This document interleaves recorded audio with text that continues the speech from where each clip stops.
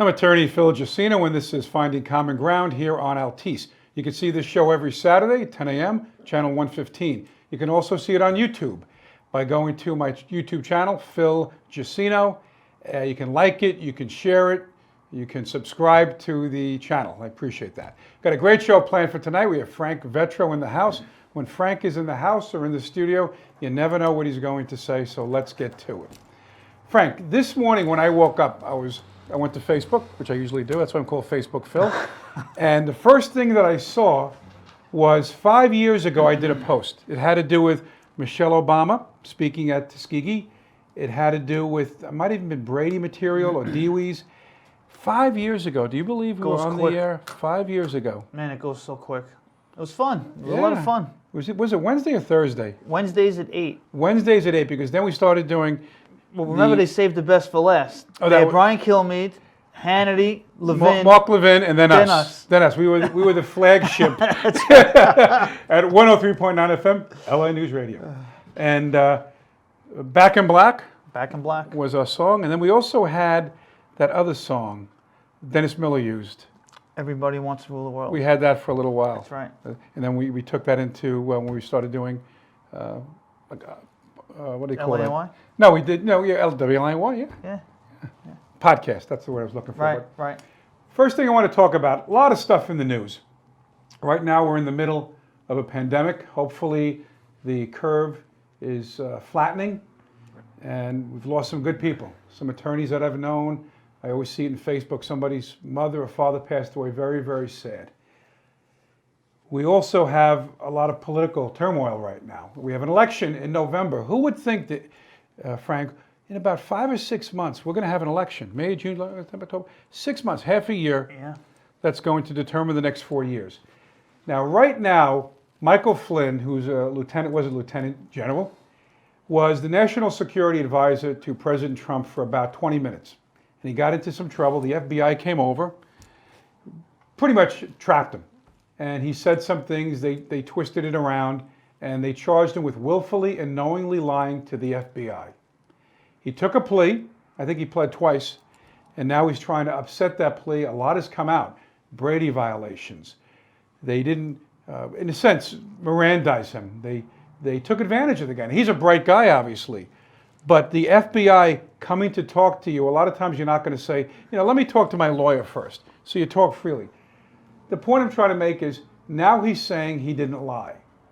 My question to you, Frank, because you've been dragged through the system. We've had many shows about what you went through. What is in the mindset of somebody? Now, I just want to differentiate. You can have a confession, which is usually in the police precinct. Correct. Or at the scene where you make admissions.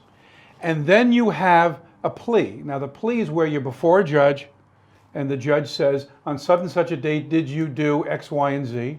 And you have to say yes. We don't have a no contest plea like in California. It's called the allocution. And then how do you plead? I plead guilty. Now, you went through that.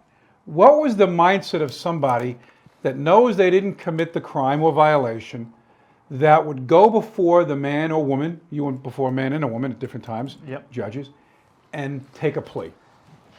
I'm glad you brought up the issue of a confession in the precinct versus a plea.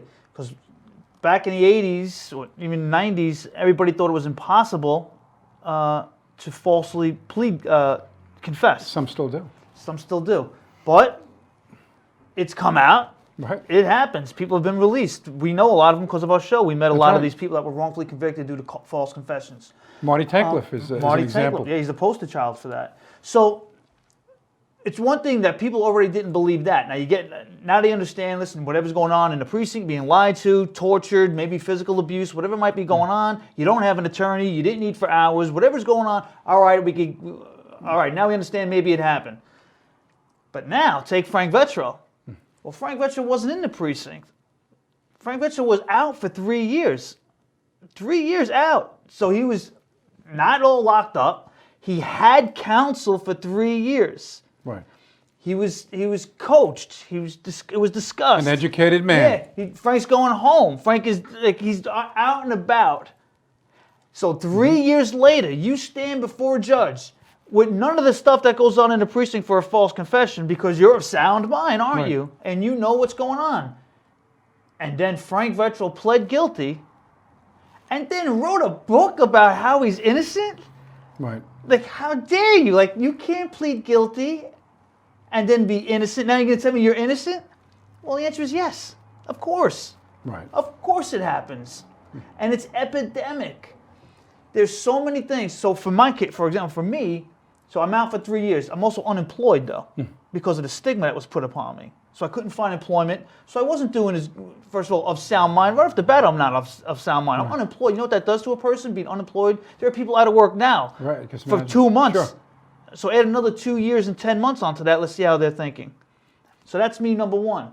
Number two, I was lied to by my attorney, straight up lied to. The letter. The letter. You saw the letter because certainly you're did. now my attorney now, where he said it's going to be sealed. I was going back to work. I was going to go to a very good job. So it's like, do I continue to suffer? I'm about to start living in my car. I have nothing. I can continue to suffer to go to trial. Pay more money. Pay more money. A trial that's not even coming anytime soon. Delay, delay, delay. No guarantees. And no guarantees. Or I could just plead to Violation. clean criminal record, clean fingerprint, No criminal conviction. and go back to my job. At the time, I would have been making 100 as a 30. After that plea, I would have been 37, and I would have been making $140,000 a year. Free state pension as a school administrator, the whole 9 yards. Like, why not just get it over with? And there's other factors that the elocution, the judge said something I didn't. The whole thing in my was you've seen the I details. saw the transcript. There's a way. My point being, there is a way. A person who's innocent will plead guilty to something they didn't do. Not only that, I submit that maybe. I'm not saying it's a guarantee because I don't know. An innocent person may more likely plead guilty to something they didn't do than a guilty person to something they did do. I believe that. I mean, you take somebody like John Gotti. I don't care how many people are in front of him in a room. He'd tell the cops, "Go F yourself." Or, yeah, get out of here. I'll beat it anyway. Take somebody like who Well, if you have a juror in your pocket, it's a lot easier to be cocky. But take somebody like, who believes in, you go up believing truth is going to prevail and everything's going to go the right way and whatever and you trust people. There's a certain naivete about that. Correct. Next thing you know, you don't even know what just happened to you. And you're relying on the attorney. You're relying on the court. In a sense, you're relying on the prosecutor. Yeah. And you go up there, you take a plea, and then they say, I think one of the judges, I won't say the name, said, now your attorney will talk to you about basically what you just did. Exactly. That was the last one. Should not happen. That was It should always be, do you understand what you're pleading before to? you do it. Yes. Right. Yeah. And judges, and in fact, I think when you took the plea, there was a little issue because you looked at your attorney, you weren't clear, and they sent you into the hallway. Yeah, for a second call, I walked out. And when you go into the hallway, a lot of times it's not like it's there for an hour or two. It's like, look, you got to get this thing done. You want to take a plea or not? What are you going to do? Yeah. So the same pressure that was on you when you were in the courtroom is still on you. And things get said off the record that wouldn't be said in front of the judge with the stenographer present. Right. And it happens. I'm telling you guys, it happens all the time. It's a fact. And obviously, there's more details to why I pled and all the things that were going on, but we don't have 4 hours. But read my book.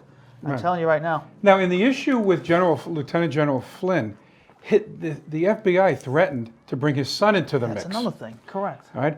So here's a guy with a distinguished career, general, whether lieutenant or brigadier, I don't care. You're a general.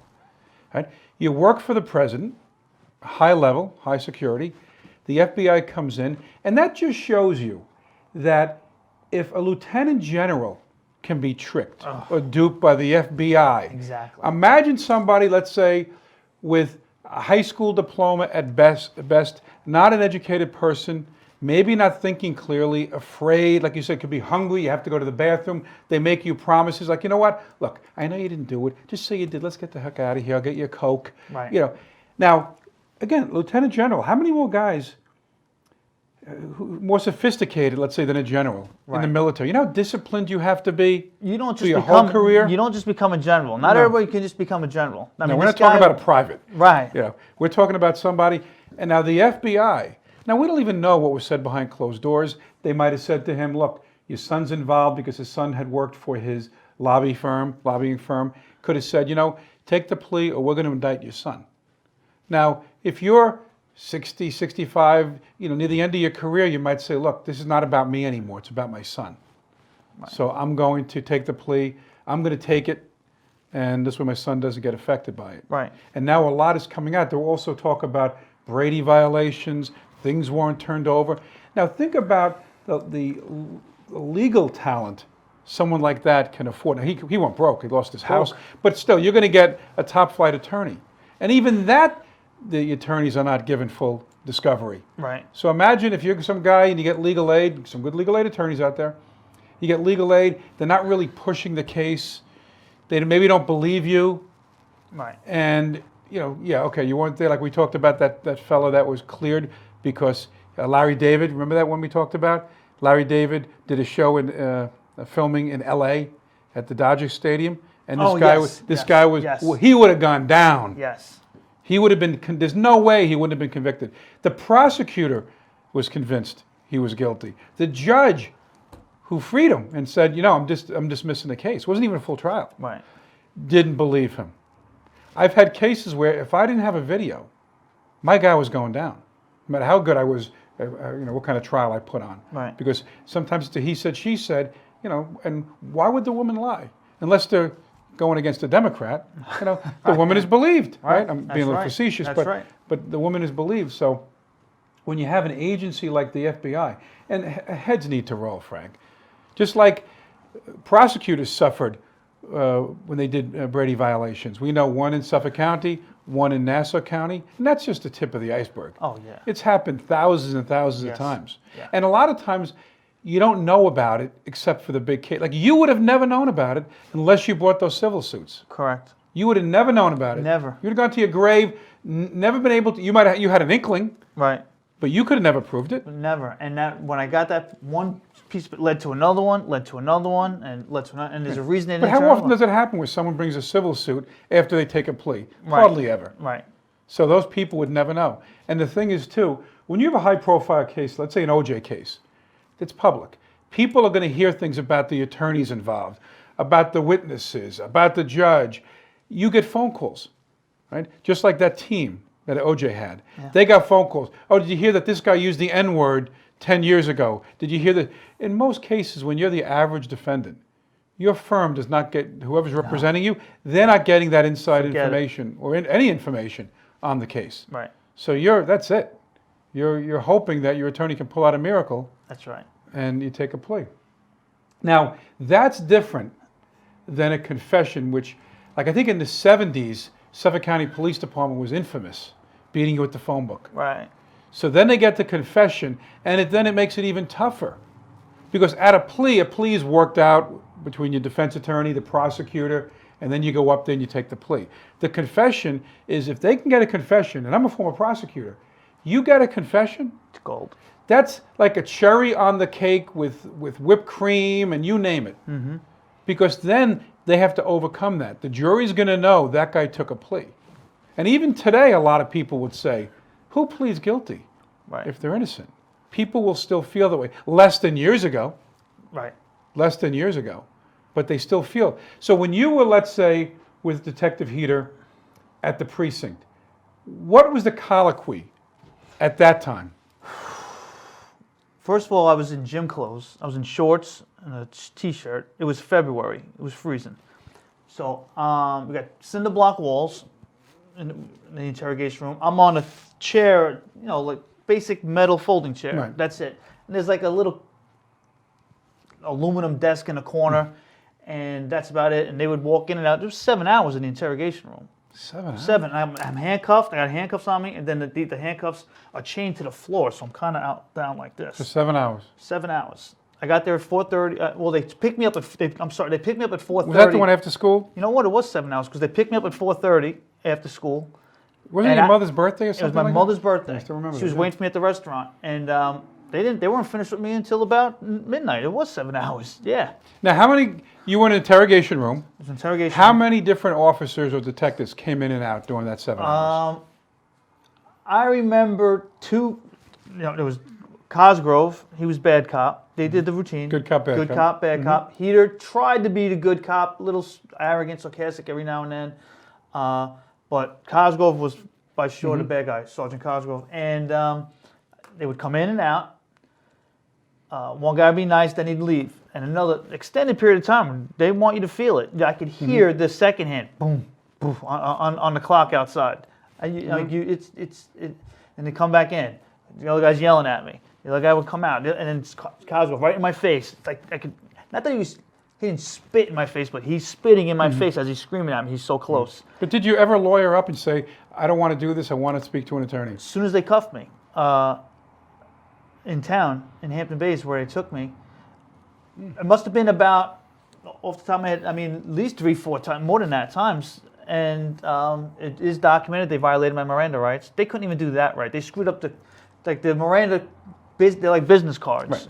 And they couldn't even do that right. I immediately, as soon as I got the paperwork, like 2 weeks later, this was in 2006. Everybody, I looked at the times on the business cards, and I looked at the false statements that they wrote about me, right? And I'm like, these things don't even make sense. It didn't even line up. But unfortunately, because of court and delays, it still took 1.5 years and more money in my pocket for the judge. Actually, the DA admitted her opening statement, the ADA, was, Your Honor, there's been a Miranda violation. And that was at the Huntley hearing, which is really the purpose, no? Right. Right. I remember my attorney getting him and say, what the hell are we doing here, Your Honor? Right, because there's a number of things. First of all, you have to be Mirandized. And even if you're Mirandized, they can't Mirandize you and beat out a confession. Right. So it's a Miranda, the process is you get Mirandized if you're in custody, under arrest. And then the next step is the statement you gave freely and voluntarily given? Right. So it doesn't mean like they ask you or they tell you you have the right to remain silent on anything you say, and then they have carte blanche to get a statement out. Right. So Right. if you say, I don't want to give a statement, they're supposed to not question, other than pedigree. And look how they do it. Look how they do this, people. Now, I was a high school principal, and I worked with the police, anti-gang stuff in schools, stuff like that. I worked closely. So I'm thinking, I don't even know what you're talking about. You got the wrong guy. Then they start asking me these questions, but look what they do. I believe justice will be served. Just listen to me, and then I'm out of here. Don't worry. You know what? Don't worry. Just let me get out of here. My mom's waiting for me to eat dinner with her. I feel terrible for her right now. Sure. So did they get a call to her in any way? Or? No. She had to wait till I called her. She was worried sick. She called all the hospitals, the precincts, everything. But they asked me questions. Did you ever call Michelle? Yeah. You ever say anything sexual to? Yeah, I had sex with her. We were intimate, and she said things back, and she called me. That's what, yeah. Then another woman, because I was screwing around with a lot of women. Yeah, I did call her, actually. They didn't say on this date, I haven't spoken to these women in years, Phil. Yeah, I did. Be careful, kids might watch the show, Yeah. so that's not... You ever call Allison? Yeah. You ever say anything? Yeah, I did, actually. But there wasn't... Then you're guilty. Yeah, but that's not a crime. Right. And then you get all over the papers, he admitted to calling women and saying da-da-da-da-da. But that's not what happened. That's why it's best to lawyer up, because And they're going to take bits and pieces. Yeah, they went and created, listen, there's statements that they took on me that are about half a page. Doesn't take seven and a half hours to write basically 2 full pages of words. But they had to weigh you down. They wore me down, talking, oh, look at the nice car he's driving. Look at the young guy. Oh, he's messing around with all these women. He's doing good, da-da-da-da. I'll never forget. I will take this to my grave. I will never forget this all my life. Sergeant Cosgrove in my face saying, you know what, Frank? This is kid stuff. You did it, you didn't do it. This is kid stuff. But you're a young high school principal. I'm going to call the media. I'm going to ruin your life. It's going to be a rough go And he did. for you and your family. He did. That's what he said. That's what he said. They beat you up. They didn't punch me in the face. The psychological breakdown that they do. Okay? Now, when you're out and everybody watching this on the couch right now at home, yeah, but not me. Listen, I consider myself a pretty resilient, tough guy too. I do. I'm psychologically strong. I was a high school principal. But the way they do it, it's like when a killer whale attacks, they stun you, and you don't. And that's it. It's over. Well, like the sharks, they turn you upside down. And That's right. That's right. the way they did it, they arrested me in front of hundreds of people in town. The kids were crying. You're stunned and you're not thinking straight, Phil. It's a fact. It happens. It happens. Well, so people do it. And we've had people on our show that gave confessions and more serious murder. Murder. All right. Now we had that. In fact, I think it was your show. I came on and we had that fella. Was his name Anthony? Anthony Graves. Anthony Graves. Yeah. And if it wasn't for Geraldo Rivera, I got to say, Yes. interviewing somebody else Somebody else. at the jail. Yeah. So, and you don't want people to lose total faith where they're gonna acquit every guy that goes to trial.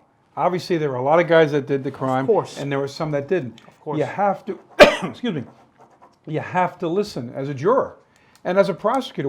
As a prosecutor, I was held to a higher standard. All prosecutors are. So if we don't think a crime is committed, we just can't go headlong into it and say, you know what, Right. Frank probably didn't do it, but I got to prosecute him. Right. I would recommend, before we move on or lose track of this, it's a good tip. And I always say nothing is always and nothing is never. But as a general rule, guys, everybody out there, and if police officers tell their kids this, judges tell their loved ones this, FBI tell the people that get paid to get people to talk and confess and all that, tell their loved ones this. That includes cops. Lawyer up. Yes, do not talk to the police. They're not going to be... Because they know. They're not going to be insulted, and they shouldn't be. They may pretend they're mad at you, but they know you shouldn't talk to the police. It's not rude. It's a constitutional right. Right. No? You don't talk to the police. That's it. I would say, again, generally, even in the street, a cop comes up to you and he starts talking like you're... Listen, the cop's not your... When's the last time a cop in the uniform is not your best friend? I'm sure he's a nice guy outside or whatever, but he's... as soon as the conversation, I guess if he's talking in present tense, hey, nice call, okay. That's different. And, 20 minutes ago, I don't know anything about, as soon as he goes past tense, I'm not an attorney, you don't have to take my advice, he is. I would recommend be safe, don't talk. Well, look, I think being in an interrogation room cuffed to the table Well, or a chair short is side. a dead giveaway Yeah, if the don't cop's not talk. there to help you out. That's right. Right? If someone's breaking into your house, you call the police, you tell them what happened. They have a job to do. And I'm not saying what they're doing is wrong. If they can get someone to admit to a crime that they did legitimately, that's a good thing. If they committed Sure. that murder or the rape, that's fine. But if you're in a position where you didn't do anything wrong, the police is not there to help you. Now, if you have an airtight alibi, that's a different story. Look, the crime happened on March 2nd. I was in Florida. All right, give me a copy of your ticket or whatever, and we'll take care of this. So sometimes, but your best bet is get a lawyer because, as you just said, they were asking you questions that didn't necessarily go to guilt or innocence. Now, we know a verdict is never innocence, but Right. your guilt or whether you were guilty or not. But they were asking you things that they kind of knew the answer to, so that then later on they could put up that, in a sense, a smokescreen and say, well, he did this, this, and this. Right. So it's not that far of a leap to this. Right. You called Michelle. You called this one. You called that one. You said these things. Okay, well, the next logical step is you did it to harass her or you did it to intimidate or something like that. Right. Whatever matches their complaints. Right. By not saying anything. Because everything you say, especially if you've been properly Mirandized, you say, you've been Mirandized. You want to speak to an attorney? No, I'm good. Okay. Did you call? Bup. And then they already have, Right.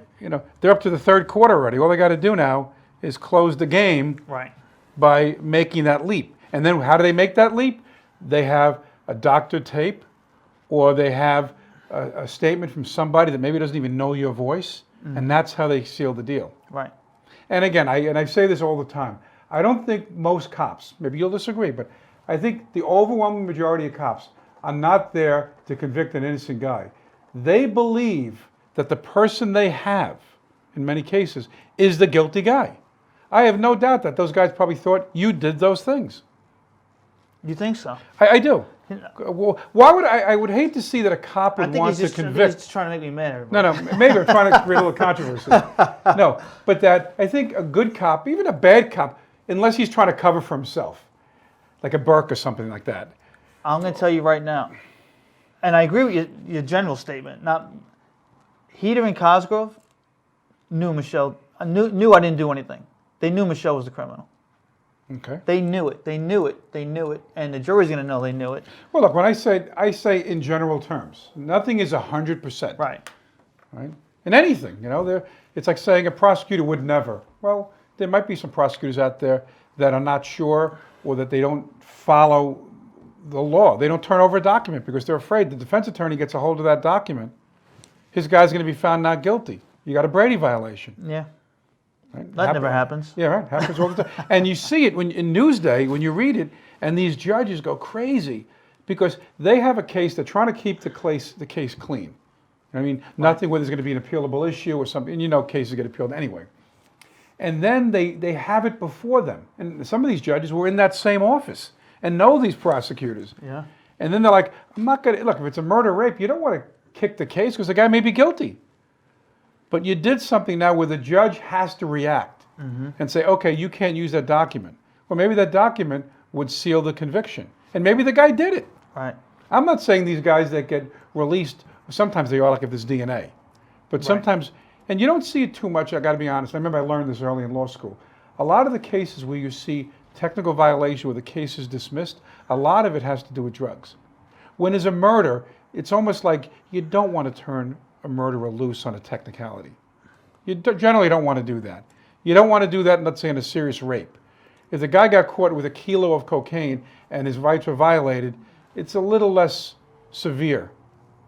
Not that the guy's a good guy, but there's not a victim. But that's why there should be hefty consequences for prosecutors because you don't want to turn a potential murderer loose on a technicality. But maybe he didn't do it.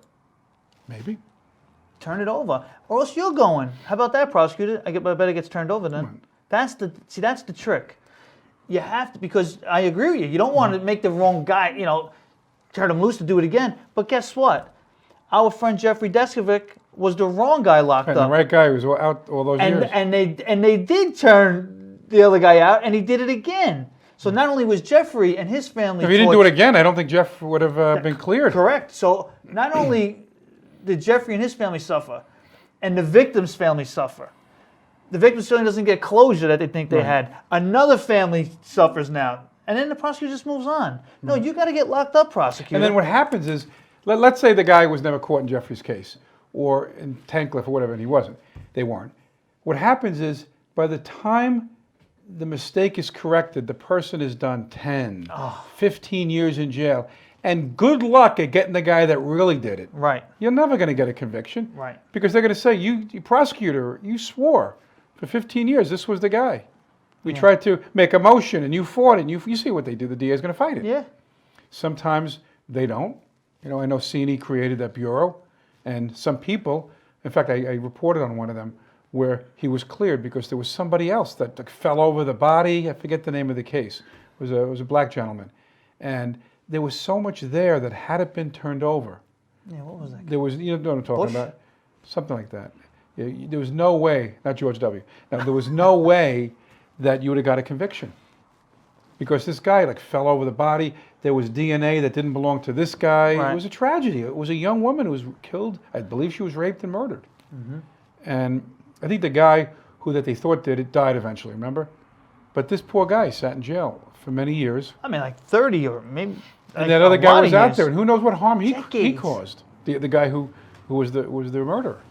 Yep. And the prosecutors just move on, and then you're struggling for years, and they don't even care or know about you or whatever, and the money's not coming out of the prosecutor's pocket because it's public, it's taxpayer money. No, we're paying for it. Yeah, it's just an insane system setup, the delays and the years, and you get worn out, you run out of money, and you lose hope, and your whole life is destroyed. And then when these guys get out, they're all wacky in the head, and I say that in a bad way, but I don't blame them. Look what's going on. I remember when we had Marty on the show, and he said he went in 17, senior year. He came out 34. Think about the years you've lost. When you're 17, you don't know much, right? You're just starting your life. He didn't know how to write a check, cell phones. When he went in, they didn't have cell phones. And then all of a sudden he comes out, and it's a different world out there. Yeah. It's almost like in Shawshank Redemption, Brooks, remember? Yeah. He got out and he couldn't. He had to ask the guy to go to Yeah. the bathroom. The guy's like, "You don't have to keep asking me permission. Just go to the bathroom." Yeah. You become institutionalized. Correct. And maybe the jails that these people are going to are not Shawshank Redemption, but it's not a fun place to be. No. And especially the ones that do 15, 20 years in some of these harder prisons. It destroys their life. Oh, no doubt about And it. you come out, you've lost loved ones, you've lost children. Yeah. If you were married, did the wife stay with you 15 years thinking you're a murderer and rapist? Probably not. Right. The shame of your family. And you saw it, and you weren't even charged with anything that serious. I know. That's the thing. And if they were going to do all the things that will come out of trial that they did to cover up for what they did, what would they do to cover for a murder? Botched. A lot. A lot. It's crazy. You think good's being done, and it is. But, man, if 1% of the population that are locked up, if it's 1% of the population that doesn't belong there, that's a lot of people. And I suspect it's a lot higher than that. That's my point. That's a lot of people in a cage behind bars. Right. And one thing we didn't really cover, maybe we should sort of slow down a little bit, but when you take a plea, generally speaking, in a criminal case, like Flynn is a little bit different situation, but maybe not so different. A lot of times, as an attorney, as a defense attorney, I say to my client, look, if you didn't do it, we can go to trial. However, if we go to trial, you're going to get, and you're convicted, you might be looking at 15 years. Oh, yeah. And I say, if we take the plea, I can get you 1 to 3. Or maybe no jail, but if you're convicted, you will go to jail. Right. So you're thinking about that, and you're like, wait a minute. You mean I don't go to jail, but I got to plead guilty? But if I'm guilty, I could get 5, 10 or so years. And I'm going to have a criminal conviction and all of this other stuff. But I got to take a plea, they tell me. And I hate to put a person in that position, especially if I believe they're not guilty. Now, sometimes I don't know. I don't profess to know. My clients don't always come in and say, yeah, I'm guilty as sin. What can we do? I work out the best deal possible. They use the phrase, it bothers me, because it's not valuable court time. Oh, give me a break. There's more nonsense going on in court than, no offense, same thing with education, so my field too. All right? There's more nonsense going on, and then you're going to tell me after all these delays, and not 11 years, 10 years going on my case, actually going on 11 years my case now, that you're going to do the trial for, and you're going to tell me about valuable court time? Get out of here. All the delays and adjournments, right? So I always bring up this, a lot of cases, but one case and I wrote about it in my book, I think it was Bayshore or Riverhead. I wrote about it, I don't know if it's Bayshore or Riverhead, but it was sex crimes, rape, all kinds of things. Rob, assault, and 3 kids did it to a man and his girlfriend, robbed them, did bad things to the girl, let's just put it that way. Was that at school? 2 guys was in some parking lot. 2 guys took a plea, and I'm going to make these numbers up right now. They got like 8 years. The other kid said, I didn't do that. I didn't do it, and I'm not guilty. The 2 guys that took a plea to less charges, no, serious charges, the rape, whatever it is. The one guy that went to trial, forced the trial, his right to confront his accusers, they found him guilty of half the stuff that the 2 guys took a plea to, right, and much less, not rape, not less charges, and got double the time for wasting valuable court time. Right. I say he didn't waste it; he proved something, and they got double time. That's not fair. It's a punishment. I know, but it's not fair. I remember one time I was talking to a judge, and we were having this discussion. He said, another judge years ago said something to the effect that if you take the plea, you get leniency. If you go to trial and are convicted, you get justice. Now that might be a cop-out because in a sense they're saying you get punished. Yes. Right? Now I can understand what the judge was talking about. He's saying, look, if we have to go the whole 9 yards, but why?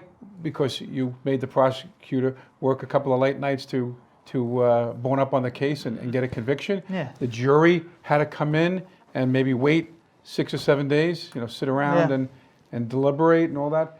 But it's almost like when I talk to a client, it's how do you justify? So he says, if I go to trial and I'm convicted, I'm going to get all this time, but if I take the plea, yes, I don't make the rules.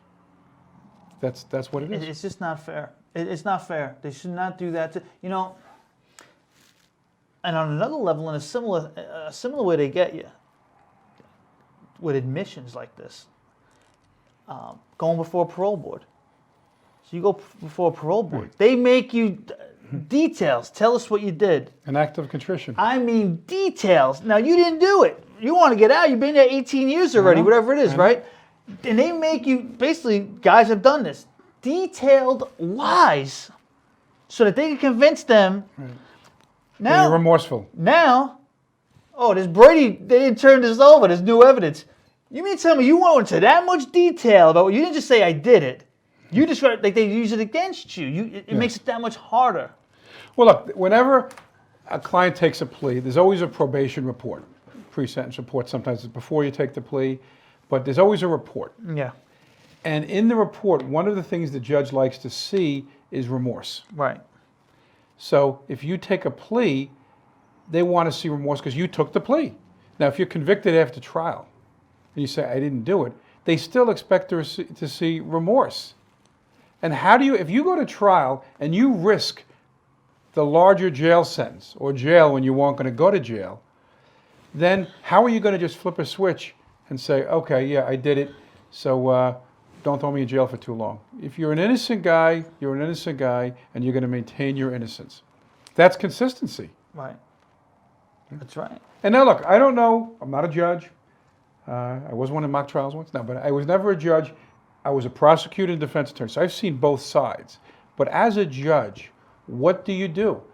You sat through the trial. What if you think the guy's not guilty, but there's a conviction? You have to sentence him. Now, you're independent of the jury, of course. You can come up with what you think. That's a tough job. Picture yourself as a judge where you listen to that and you're like, wait a minute, I don't think this guy did it, but yet he gets convicted. And then sometimes there's mandatory minimums. In certain crimes, if you're convicted or you take a plea, the judge can't give you less than 5 years, let's say. Right. Now, they can work out a deal and the judge will say, okay, eat the indictment, but they still have a minimum. So if you're a judge and you think this guy didn't do it, you can't, unless they make a motion, you throw it out. There's different things that can happen. But sometimes 5 years minimum, or 10-year minimum, or 3-year minimum. You think that happens a lot, where the judge disagrees with the jury? I suspect it can. You know what I mean? I've never had a judge say to me, oh, the guy was convicted and I thought he was not guilty. Or vice versa, you know? I've had judges say, I thought he was guilty, and I got a not guilty verdict. And in many of my orders of protection, assault cases, not guilty, not guilty, not guilty. And I had judges say to me, let's go on the record, I want your client to understand, if he doesn't take this plea, I want him to understand the consequences. And that was one of my, and I even said to the judge, and I won't even say if it's a man or female, I don't want any because it was a domestic violence case. Good judge, but the judge was, I almost said he or she, the judge was concerned that this person didn't understand that if they were convicted, they were looking at jail. Right? And I said, because the plea would have been like ridiculously low. It wouldn't even been a crime. But the person said, I have to take a stand because the order of protection will remain. And that's how this person keeps getting me in trouble. Right. I had clients turn down an ACOD, which you know that is nothing. Right. It's not even an admission of any kind, not even a violation. But they say, then it empowers the woman, and she's going to keep using this to keep me from my kids or to get me in trouble, because it could be a potential felony with an order of protection. Right. You get a family court order, you violate it, it could be a felony. So, and I said to the judge, I said, you want to put on the record, be my guest. And that's not done in front of the jury. And I even said, and I said, you know what, Judge? And I was a little cocky at that day. I said, I'm going to win this case. My client is going to be found not guilty. There was a video showing a person falling and all that. And we got the not guilty verdict. And the judge was a little surprised, I could tell. When the verdict came back, it was pretty quick too. The verdict came back and said not guilty. And I think, and I got the impression that the judge felt the guy was guilty. But there's nothing they can do. Right. You're not guilty. Right. Just like I was telling you, the case in L.A. That judge, she said it. I was convinced he was guilty. Why? Yeah, why? Because things you might have read in the paper, or because, and there might have even been a motive because his brother, in that case in L.A., his brother, okay, was accused of committing a crime against that person. So it all fit. You know what I mean? Yeah, he had a motive to off the girl because she was going to testify against the brother. So it all fit. But you have to listen to all the evidence. That's why when I pick a jury, I say, I think I said this to you once before. I say, if you're a potential juror, I'll say, Frank, is my guy guilty? And they look at me. Like, what do you mean? Is my guy guilty? Now, if they say probably, or they say, well, he's charged, they're not going to see the light of day on that jury panel. Mm-hmm. If they say, I don't know, that's what you want them to say, right? Right. I don't. Now, if they say there's no way that guy's guilty, the prosecutor's not going to want him or her, right? But you want them to say, I don't know. Okay, good. You don't know. Maybe your mind will change at the end of the trial. But I've had potential jurors say, probably. What do you mean probably? Well, he's charged. Why would they charge somebody unless they did it? I was going to say, isn't there innately that the prosecution has an edge? Like, oh, police and prosecutors, like people believe them. Yeah, well, that's one of the things I always say to them. If a cop testifies, will you believe the cop more or less? Or the same? If they say, I'm more likely to believe a police officer, they're not going to sit. If they say, I don't believe anything a cop says, they're not going to sit. Because the prosecutor will bounce them for cause. Right? It won't even be a preemptory challenge. Mm-hmm. Preemptory is, like, I have a bad feeling about that person. But if the person says, I can't, and you know who? People don't want to sit in jurors sometimes, so they'll say, I can't be fair and impartial. They just want to get tossed. Right. But if they say, yeah, my dad's a cop, and I've never known a cop to lie. Now, that person can be rehabilitated to stay on the panel, because the prosecutor is going to want a person like that. Right? And I might want a person that might be distrusting of the police. Right. Because your mindset is your mindset. It's not going to change dramatically, But you want people to be fair, and that's the toughest thing. And a civil case, too, when we have to pick a jury, I will be asking many of those same questions. Because I don't want somebody on there that's going to be biased against you. Oh, we took a plea. That's it. And I have to bring that out. Because if they later on, say, oh my God, I didn't know he took a plea. I want everybody in that panel to know you took a plea. Because if it causes them to think less of you, I can't have them. Right? Makes sense. Can't have them. It's like probably, well, you would know, I'm just shooting off the cuff here. But picking a jury might be the most important part. Absolutely. It is incredibly important because those people, more than the judge makes evidentiary rulings. Does something come in? Does something not come in? Objection sustained, overruled. But those people, think about it. Those 6 people in a misdemeanor or 12 in a felony, they have your client's fate in their hands. If they don't like your guy to the point where they will overlook a lot of stuff, you got a problem.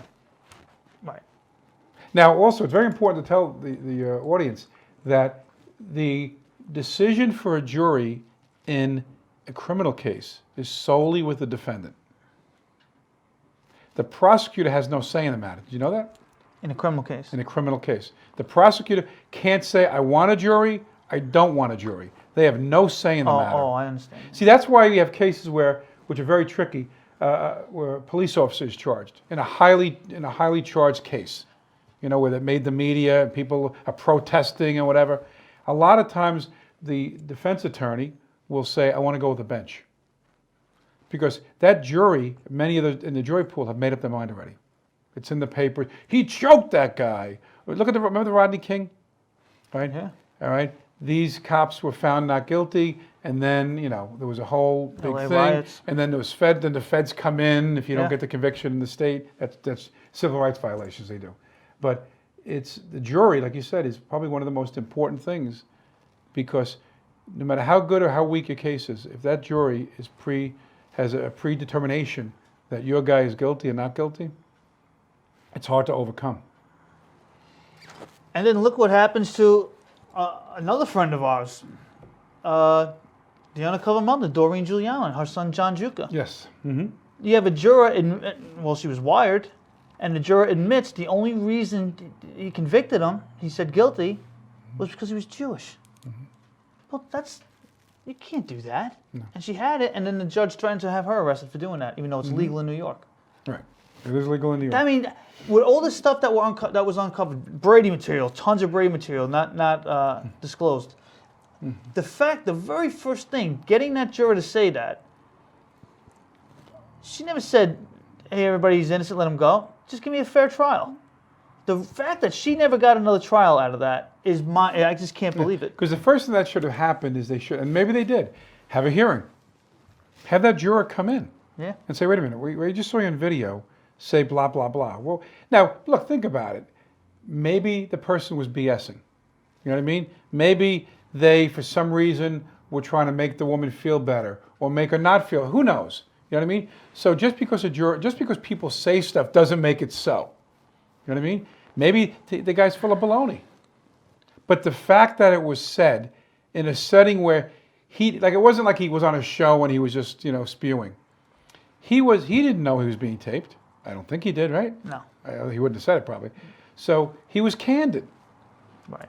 And don't we always say beyond a reasonable doubt? If there's reasonable doubt, isn't that enough to give somebody a new trial or a new look at the case? And not to mention another prerequisite: a juror must not, and this juror did know he knew people affiliated with the defendant. And that's the first question. The judge will always say, okay, this is Mr. Jusino, he's the defense attorney. This is Ms. Jones, she's the prosecutor. I'm the judge. Do you know? And before the trial, we have to give a witness list. The judge will say, does anybody know the witnesses? Mr. Jones, even if you don't know if you're going to call them, because what if the juror knows that person? Yeah. That's a problem down the road. I remember one time there was a conviction, and the juror had done some counseling for the parties and met the defendant briefly. And they didn't throw that out. They said it really didn't matter. And he's like, I didn't remember that guy. Now, could it have been an honest mistake? It could have been. But if it's enough to create some doubt or some problem with the ultimate verdict, you got to err on the side of giving this person his day in court. Right. That's right. Like Juca, he's still in jail. It's unbelievable. Just give him a trial. He deserves another trial for that alone. Going back to the Brady material that wasn't turned, my mind works mysterious ways, everybody. One of the things, and it happened to me, and it happens a lot, but I was there when it was happening to me. You have a prosecutor, when it comes to turning stuff over, say, Your Honor, and this happened to me. It's just a signature on a piece of paper. It's just a fax cover sheet. That was what was said in my Huntley hearing. So she ain't turning it over. And he warned her, listen, you don't turn something over. You're supposed to turn it. Everything's going to be overturned. You can win this thing. And, I backdoored it through all the civil suits, and I got information, fax cover sheets, this and that. That shows they never subpoenaed stuff. It was all stolen stuff. It proved all of that. But my point being, when the prosecutor says, it's just a signature, well, maybe me as a defendant, maybe I know that signature, and it's somebody, it's just this. It's just, there could be a date stamp on it. You don't know. Whatever it is. And if it's nothing, if it's a blank piece of paper with nothing on it, just turn it over. For the audience, Brady material, and Frank and I have spoken about this back to our radio days, FM radio. It's any information or documentation that the prosecutor has that can exculpate, show that the defendant didn't do it, be used for impeachment purposes, or to even lessen the sentence. So it doesn't have to be clear cut that it exonerates him. It could be something that the defense attorney sees that he could use to, let's say there's a witness, and he could say, you know what, didn't you give this statement?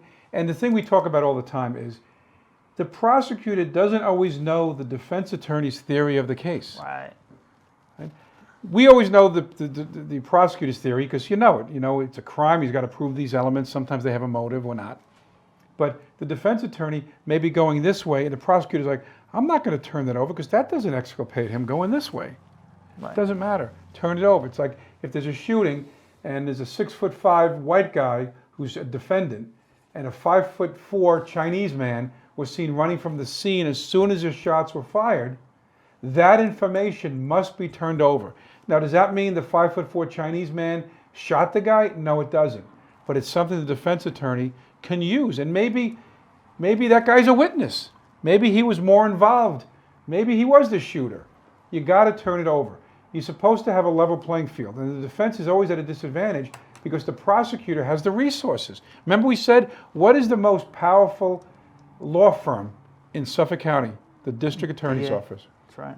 They have the resources, right? I don't care how rich you are.